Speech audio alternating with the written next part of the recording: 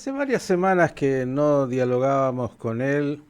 Claro, está ahora en su paisito natal, que es acá al lado, ¿no? Cruzando el charco, está en estas regiones, pero como todo soy hiperconectado también con la realidad de su país, que es Israel, donde es profesor de ciencias políticas en la Universidad de Tel Aviv. Me refiero al profesor Alberto Spektorovsky. Alberto, ¿cómo estás? Buen día para ti. ¿Qué tal? ¿Cómo están? Buenos días para ustedes también. Bien, a ver, cuéntanos, ¿cómo se ve desde ahí el Uruguay la realidad de Israel? Que, bueno, tiene alguna distancia y tal vez permite una perspectiva en ese país que ha tenido todo lo que ha tenido en estas últimas semanas y tal vez vamos a lo más actual. Ayer el anuncio del primer ministro Benjamin Netanyahu de postergar ¿m? lo que es este tema tan álgido de la reforma judicial con lo que ha traído, pero ya hoy también han habido algunos fuegos de artificio y también, bueno, la llamada del presidente Herzog a los referentes de la oposición, las reacciones a nivel internacional. ¿Cómo ves todo ese panorama? Bueno, lo veo desde acá de la misma forma que lo veo desde allá, porque estoy constantemente prendido a las noticias de Israel por televisión y por radio. O sea que, y aparte, evidentemente no cambió, o sea, cambió un poco el panorama, un poco el asunto este de que Bibi Netanyahu pudo parar la legislación por un tiempo, o sea, postergarla. Esto es una indicación que nos da un poco de esperanza, ¿cierto? Eso nos da un poco de esperanza, pero no podemos, no podemos depositarlo lamentablemente, lamentablemente no podemos depositarle a esta esperanza demasiada esperanza, porque las cartas están muy cruzadas en este momento. También los partidos políticos, a pesar del pedido de Herzog, tanto el partido de Gantz como el partido de Lapid, están, digamos, aunque en el momento actual pueden llegar a un diálogo con Netanyahu, pero los indicadores de opinión pública, por ejemplo, le dan a Gantz en estos momentos un número importante de votantes que se los ha ganado precisamente por mantener una posición en la cual no da demasiadas concesiones, pero está dispuesto al diálogo. Ergo, puede llegar a un diálogo, pero si se aventura a hacer concesiones, puede perder el peso político que estuvo ganando actualmente. O sea, perdona que lo ponga así, pero toda esta situación que está llevando a Israel quizás a una crisis constitucional como nunca la tuvo, en realidad en el momento de money time, lo que se dice, se reduce a los intereses de los políticos y a sus perspectivas de cómo van a estar posicionados para mañana. Es decir, que en estos momentos lo que se debería hacer, sin ninguna duda, es un pacto nacional entre Netanyahu, Gantz y Lapid. ¿Lo van a hacer? No creo. No creo que lo vayan a hacer. Eso es lo que está pidiendo Herzog de alguna forma u otra y no lo van a hacer. Ninguno va a aflojar porque tiene obviamente lo que se llama su constituency atrás y esa constituency no le permite hacer demasiadas concesiones. Esa es la tragedia. Espero, sinceramente te digo, Miguel, espero que me equivoque. Estás hablando de la responsabilidad nacional frente a los intereses personales y aquellos que responden además también estos líderes de sus propios partidos. Ahora, la impresión que da la declaración de Netanyahu, entre otras cosas, forzado por la realidad, es que lo que acá llamamos, mira que aquí conocemos mucho de eso, tirar la pelota para adelante. Es decir, la realidad no es que dijo, bueno, escuchamos, estamos dispuestos a revisar en profundidad, a negociar lo que pueda ser una reforma judicial consensuada, sino que lo único que dijo es, bueno, demos tiempo, vamos a pasar Pesaj y las festividades como había pedido el ministro Gallant, el ministro de Defensa, eh, pero no abrió una gran expectativa a que realmente esté dispuesto, y ahora voy a la personalidad de Netanyahu, a realmente sentarse a repensar el proyecto que ha presentado el ministro de Justicia, Yariv Levin? Sí, nuevamente, lo tenemos que ver esto en relación política neto. Relación política neto, lamentablemente es así. Netanyahu históricamente nunca tuvo nada contra la Alta Corte de Justicia, contra el Tribunal Supremo, ni nunca tuvo nada en contra de la división de poderes. Al contrario, le voy a dar un dato, les voy a dar un dato que también es importante tenerlo en cuenta. La Alta Corte de Justicia ha sido la que le ha limpiado la cara a Israel en el proceso de colonización en Judea y Samaria. ¿Eh? Es decir, supuestamente los más radicales de derecha tendrían que estar a favor de la Alta Corte de Justicia y de la independencia judicial porque es la que le permite a Israel seguir con la política que sigue, que es criticada o no, todo depende de cada uno y su ideología. Netanyahu personalmente entiende eso, lo entiende perfectamente. Él no quería absolutamente nada con la Alta Corte de Justicia porque precisamente, no solamente porque él es, digamos, liberal en ese sentido, sino porque lo ayudaba a mantener una posición de fuerza con respecto a Judea y Samaria, en donde, digamos, no colonizó tanto, no colonizó menos, pero digamos de que mantengo una situación que con una corte judicial independiente me sirve. Punto. Lo han llevado a Netanyahu por los cargos judiciales a una situación en donde él se tiene que abrazar a la derecha radical. Ahí está el asunto. ¿Culpa de Netanyahu? Sí. ¿Qué quiere decir culpa de Netanyahu? Nadie lo obligó a eso. Nadie lo obligó a caer en los cargos judiciales, que eso no cabe ninguna duda, es parte de su culpa, sin ninguna duda. Pero cuando estamos en una situación tan crítica como la que estamos viviendo, yo tengo que elegir entre lo malo y lo peor. Y lo malo es, bueno, perdonarle a Netanyahu eso. Lo peor es juntar a Netanyahu con la derecha radical. Y se podía hacer completamente diferente. Hablaste de la derecha radical y estás hablando obviamente en este caso del ministro de Seguridad Nacional, Itamar Ben-Gvir, y estás hablando del ministro de Finanzas, Bezalel Smotrich, que parecerían... Y también de, sí, y también de Levin. y también, También de Levin. también de Levin, el Sí, ministro dentro del partido de Likud. Justicia. Ahora digo... Dentro del partido Likud, sí, dentro del partido Likud,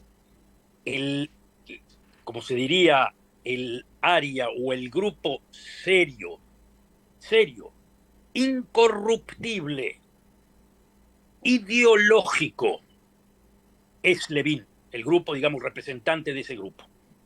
Él es serio. Pensé que era el hijo de Menachem Begin y algunos otros, pero bueno, parece que ya eso no es. Esos también, sin ninguna duda, esos también. Esos decidieron, esos son la gente seria, la gente que decidió en su momento abrirse del partido porque no querían tener un líder como Netanyahu. De los que quedan dentro del partido, Levin es de los serios, ideológicos, incorruptibles. Y él tiene una idea que vino trabajando sobre la Alta Corte de Justicia, que la quiere aplicar ahora. Es lo más importante para él. Netanyahu no está en eso. Netanyahu es una cosa completamente diferente. Netanyahu no está en esa línea. Netanyahu es mucho más pragmático, es mucho más ambivalente, y tiene sus cargos de corrupción. Punto. Esa es la situación. Y como ya te digo, el asunto es, en estos momentos es claro, es entre lo malo, entre lo que, digamos, a uno le pueda,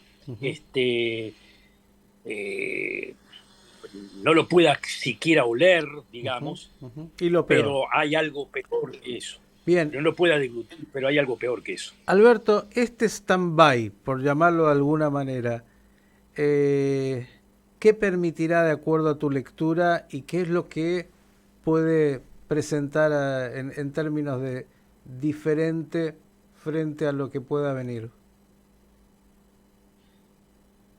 Mira, si hay raciocinio entre las partes políticas, este momento de calma, yo, o sea, si yo fuese Netanyahu en este momento, lo primero que hago es devolver a perdón, devolver al ministro de Defensa, Gallant,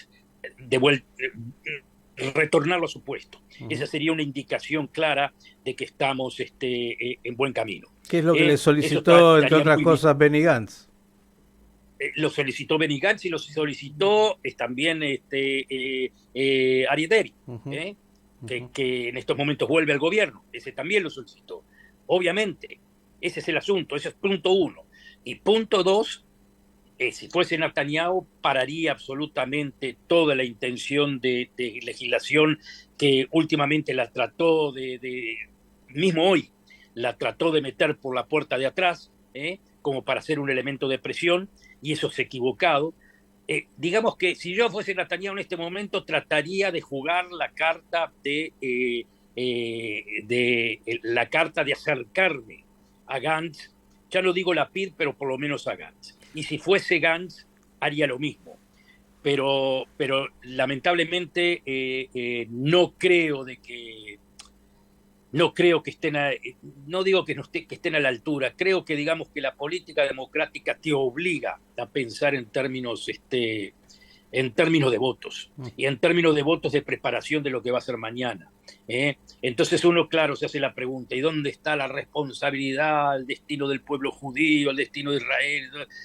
Es entendible. Yo también pienso en ese sentido, y lamentablemente cuando bajamos al money time, nos encontramos con lo que se dice la política de la política diaria. Pregunto.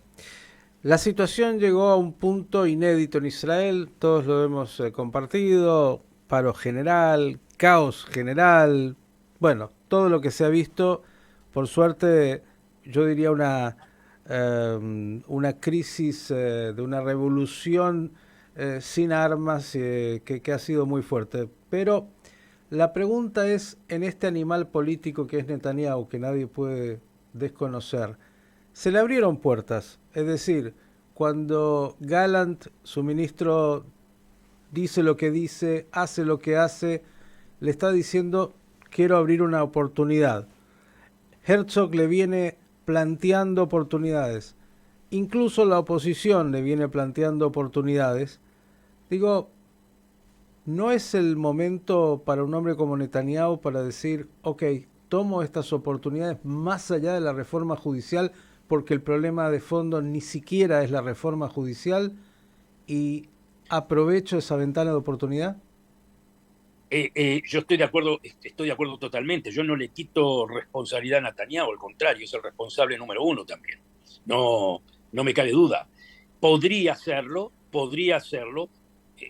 ¿Desconfía? ¿Qué quiere decir que desconfía? Él puede perfectamente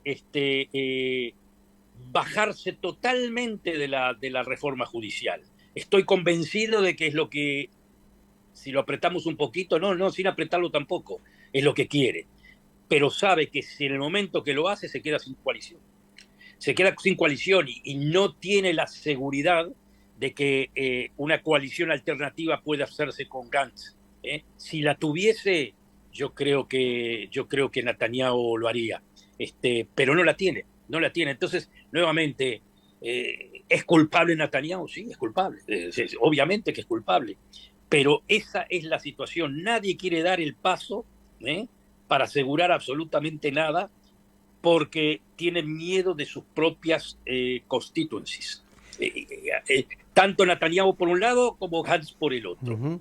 Ahora, no cabe duda que los que han ganado un terreno enorme en esta coalición en estos meses son los grupos de extrema derecha, ¿no? Tanto Smotrich como Ben-Gvir, que han ganado un enorme espacio. Digo, frente a esa realidad, que por primera vez además tienen un poder enorme, y quiero preguntarte sobre el presupuesto, porque entre toda esta batahola de cosas se aprobó el presupuesto y no sé qué incidencia real tiene eso en términos luego de dónde van los recursos del Estado, que no es un tema menor.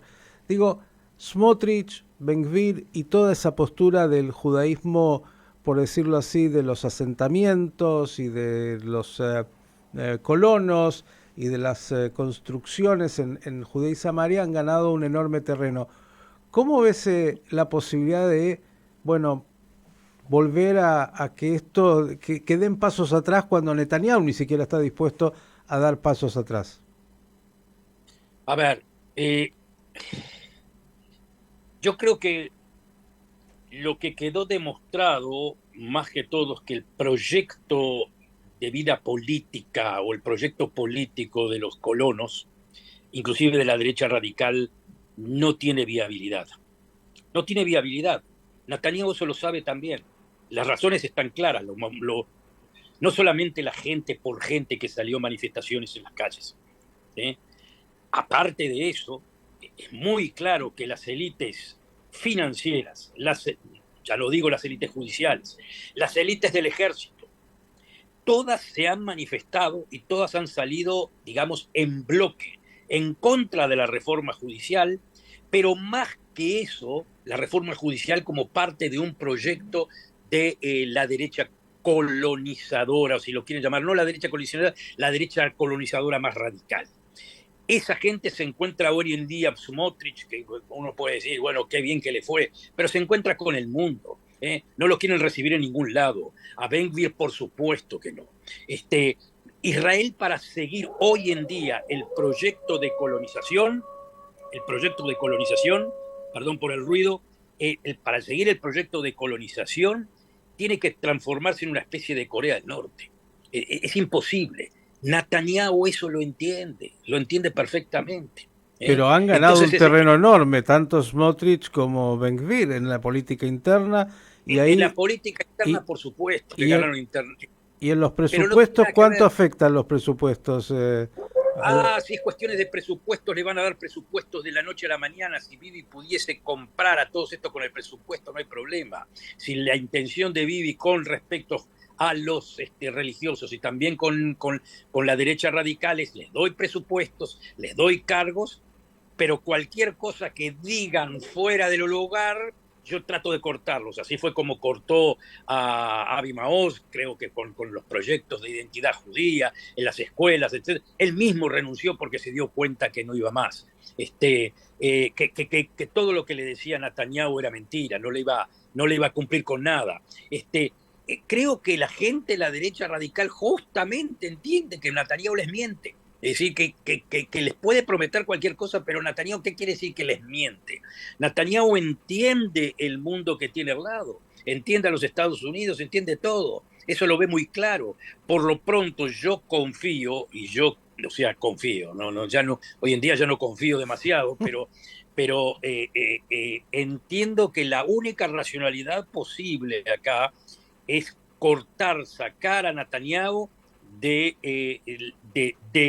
digamos, del encuentro de la cola esta que tiene con la derecha radical. Y para eso, obviamente, hay que darle seguridades totales. Es decir, uno puede decir, ¿qué seguridad le doy? Bueno, ¿saben lo que? Estoy dispuesto a quitarle el juicio y que se vaya a su casa. No, eso no le alcanza. Él va a luchar por ser primer ministro, porque eso es una cuestión de ego, punto. Se terminó. No importa ya nada. Él va a luchar por ser primer ministro. Entiendo perfectamente que se le puede pedir, por amor a la patria, por favor, andate. Lo siento, no lo va a hacer. Estoy convencido que no lo va a hacer. Quisiera que lo haga, pero no lo va a hacer. Entonces, y lamentablemente, este criterio se lo aplico también a los demás. Es decir, también los demás tendrían que dar un paso y decir, bueno, por amor a la patria, vamos a hacer una coalición nacional con Netanyahu y se termina todo este asunto. Tampoco creo que lo vayan a hacer. Y eso es exactamente lo que el presidente está pidiendo. Es mucho más que un arreglo de entendimiento sobre este punto o aquel punto de la reforma judicial, que eso Netanyahu y Gantz lo pueden hacer sin problema. El asunto va más allá de eso. El asunto es cómo se puede formar una coalición que termine con la polarización, que eso es lo que está matando a Israel. Eso es lo que está matando, esa polarización. No es una cuestión de que la reforma, esta reforma de 2 jueces o 3 jueces o 4 jueces o la asesora legal del gobierno, que tenga esta función, que tenga la otra, va mucho más que eso. Alberto Spektorovsky, como siempre, tan claro. Seguro que en una realidad tan compleja tendremos que volver a molestarte. Por el momento, disfruta de lo disfrutable de volver a los pagos chicos donde viste ahí la luz y bueno, seguir tan conectado como siempre, como todos, con la realidad tan dinámica y intensa y compleja que tiene Israel. Un abrazo grande. Un abrazo grande para ustedes. Adiós. El profesor Alberto Spektorovsky, como siempre, tan claro en su análisis respecto de la política israelí.